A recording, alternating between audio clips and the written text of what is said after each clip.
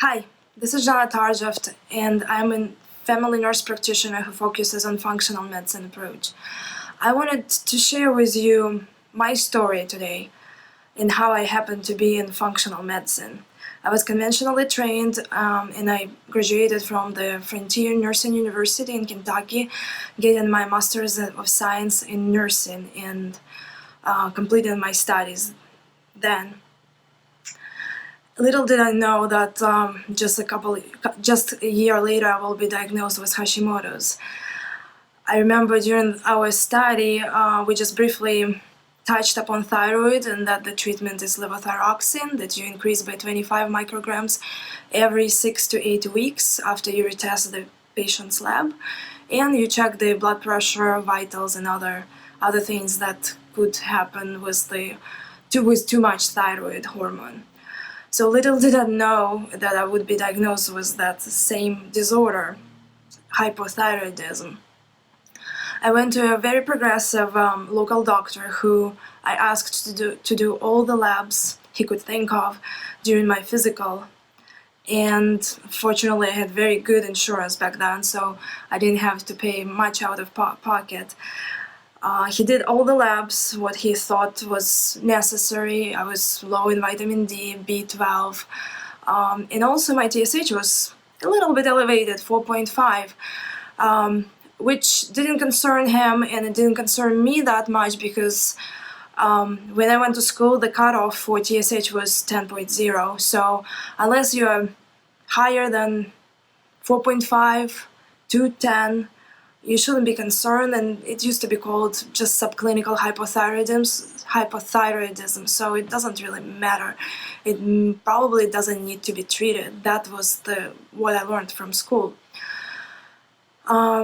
He asked me about my symptoms. Well, I felt like a 29-year-old should, well, I don't know. I felt like it was normal for me to sleep 10 hours a day. It was also normal to wake up with joint stiffness and muscle stiffness, and it took me several cups of coffee to get through the day just to fall asleep at 9 p.m. or 10 p.m. and wake up next day at 10 a.m. So when he asked me about my symptoms, I really thought I was doing fine. It's just, stress from school, being home, studying a lot. I don't know what else I attributed to aging. Well, what 29-year-old doesn't think about aging? At the same time, I was concerned that he didn't check my antibodies.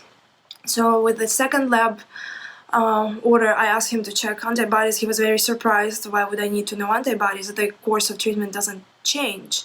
Well, he still did me a favor and ran antibody tests, which my TPOs and anti-thyroglobulin antibodies were in high thousands. So as far as I remember, my TPO was like 1,500, and my anti-thyroglobulin antibodies were close to 1,000. So he gave me a trial of levothyroxine 25 micrograms and sent me home. Well, I was stubborn, I was overwhelmed, I thought I knew too much to just start the thyroid medication, especially such thyroid medication as levothyroxine. Even though I was very conventionally trained, I started looking online and checking what people say about levothyroxine. Will it help? Will it not help? And what are the natural ways to change my thyroid? What are the natural ways to avoid taking medication for the rest of my life? I went to a naturopath. She was amazing. She helped me a lot with a lot of other issues. And I thought I was ready to get pregnant. So once I got pregnant, my TSH was still in the 4-point range. But fortunately for me, I had very knowledgeable midwives who, after I asked them to check my thyroid, told me that actually the new guidelines say that pregnant women shouldn't have TSH higher than 2.5. So to this day, I'm amazed how pregnant women are completely different, they get completely different type of treatment from women who are non-pregnant or men. So I started levothyroxine and I stayed stable on levothyroxine 75 micrograms for 10 months of my pregnancy. I had very good conversion of T4 to T3. My TSH was kept in the range between 1 to 2. At the same time, I had debilitating symptoms that, of course, could be attributed to the pregnancy itself. It's hard to say.